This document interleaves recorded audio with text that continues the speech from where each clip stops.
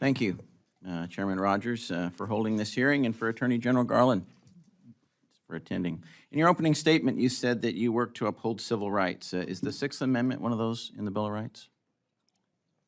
The Sixth Amendment is one. It is, great. Certainly a civil right. And you work to uphold civil rights for all Americans, is that correct? Yes, that's correct. All right. When the Sixth Amendment of the Constitution says the accused shall enjoy the right to a speedy and public trial by an impartial jury, what kind of a time frame does a speedy trial mean? Well, there's two different ones. So there's the Speedy Trial Act. That's correct. I used to be able to tell you exactly how long it took, but I believe at least the first part I remember is 30 days from the complaint. That's correct. I think it's 120 days after that, and then there are exceptions for different motions for a speedy trial. Okay, I believe it says 70 days from the filing of charges of the defendant's appearance It's been a before the long time judicial since officer. I actually appeared in magistrate's court to make that argument. Okay, great. I'm glad you are well aware of that. Mark Houck was arrested September 23rd, 2022, and found not guilty on January 30th, 2023.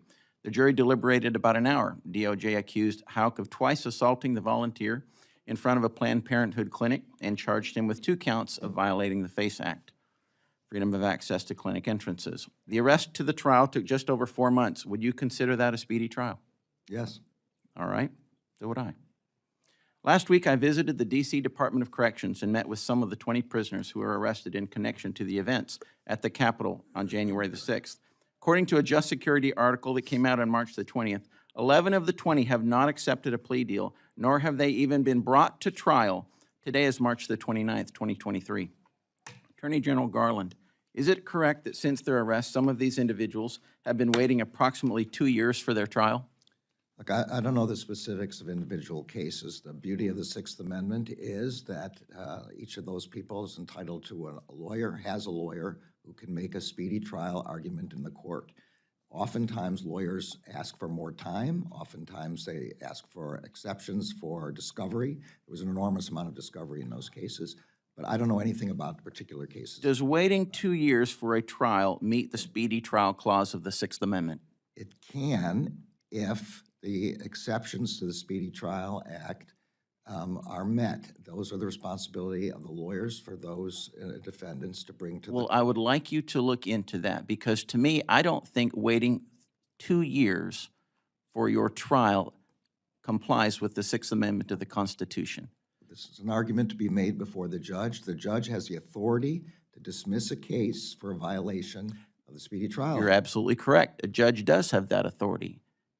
You know, like you said in your opening statement, you work to uphold the civil rights of all Americans. I think in this case, their civil rights are being violated, and I would appreciate you looking into that.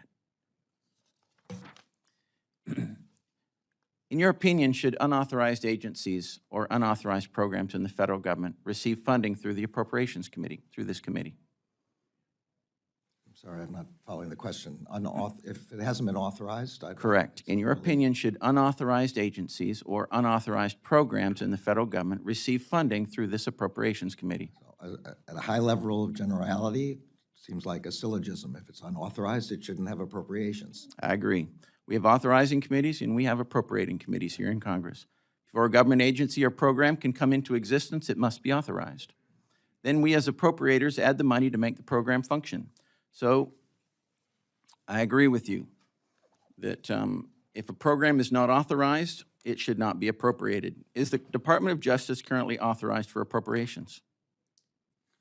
Okay, now you got me here. I'm no expert at the difference between authorizations and appropriations in specific programs. Well, we have authorizing committees, and the authorizing committee for the Department of Justice would be the Judiciary Committee. Yes, that's correct.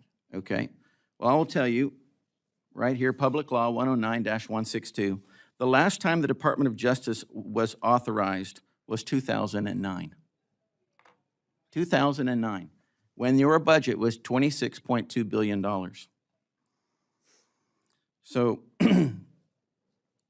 you're asking for an appropriation of $40 billion, and the department does not have an authorization.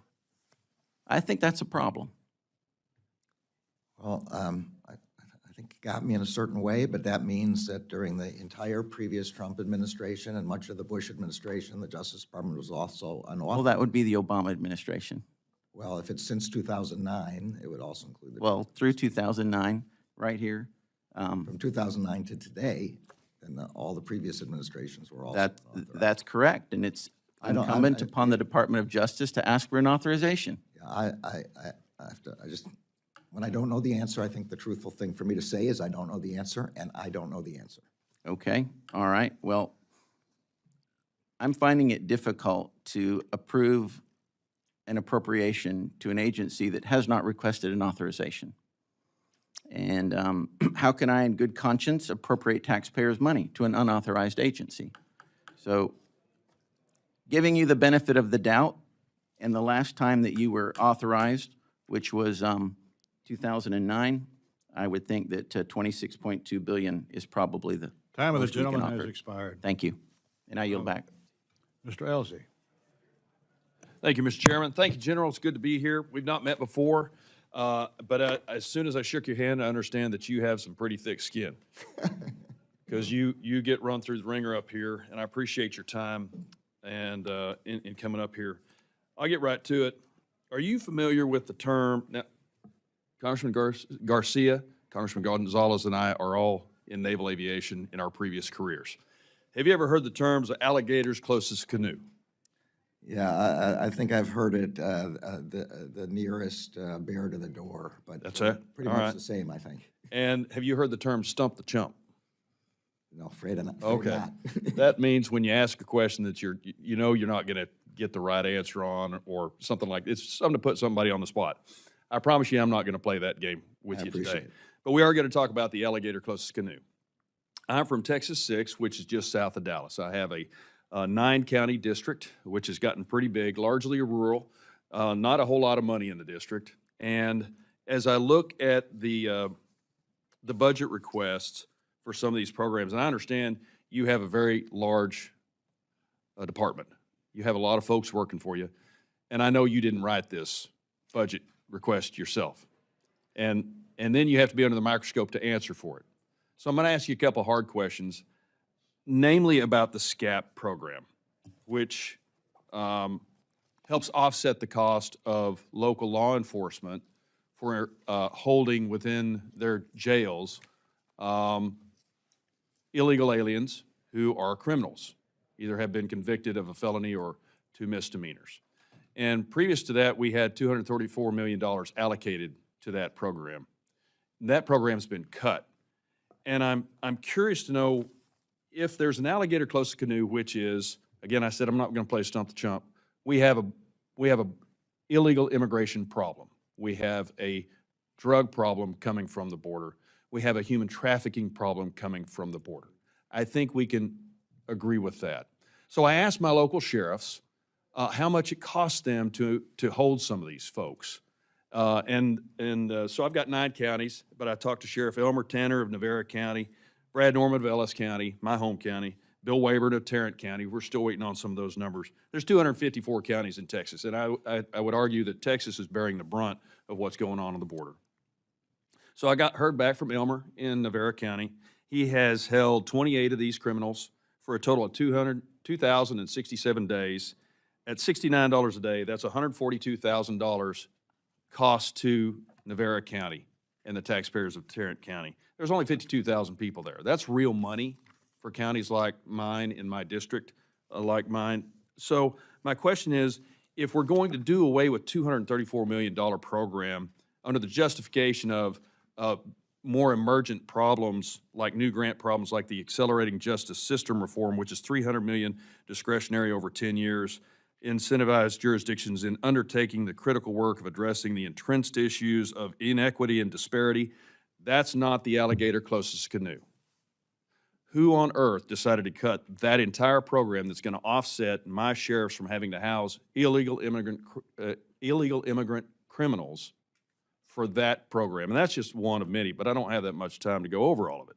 So I'd like to see why you can justify cutting that money, justify the request for the other money, and would you be willing to reinstate the SCAP program? So I think you correctly analyzed my problem here, which is my microscope was not focused on SCAP. And I don't know the answer to your question. But I'd be happy to look at it again, or for myself for the first time, and have our staff talk to yours about the SCAP program and whether there was an alternative source of funding or some other arrangement was made. I just honestly don't know, and my experience before this and other committees is it's best if I say I don't know when I don't know. So that is an acceptable answer. We learned that at the Naval Academy too. That is a perfectly acceptable one. I'd love it for you to look into it because it's important to a district like mine that's not made of money, and we're doing the federal government's job. We do have a problem on the border, and my sheriffs in my district are saying, where's the money coming from? And we've just cut all of it. And they were already only getting 31 cents on the dollar to house these illegal immigrant criminals.